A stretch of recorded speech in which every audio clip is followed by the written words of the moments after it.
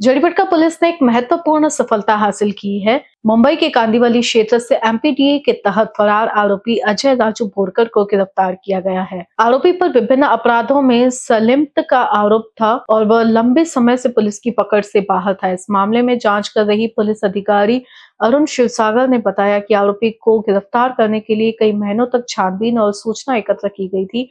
अजय बोरकर को police remand पर भेज दिया गया है और आगे की कार्रवाई जारी है।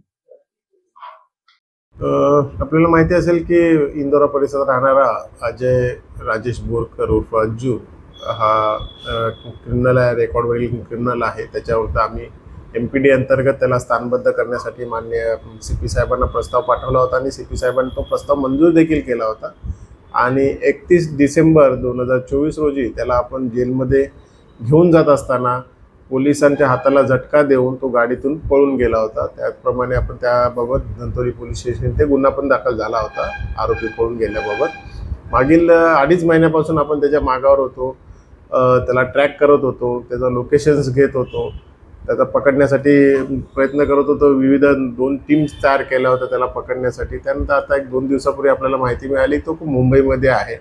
त्याप्रमाणे PSI किल्लेदार आणि DBचे 2 स्टाफ आम्ही तात्काळ रवाना केले इथून।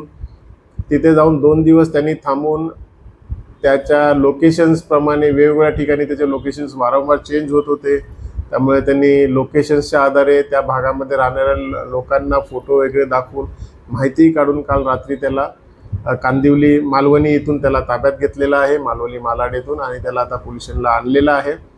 इथून पुढे आता त्याची MPDची जी राहिलेली प्रक्रिया आहे ती पूर्ण करण्यात येत आहे। तसेच धंतोली पोलीस स्टेशनला देखील जो त्याच्या अगेन्स्ट गुन्हा दाखल करण्यात आहे त्याची प्रक्रिया आम्ही पूर्ण करून घेत आहोत।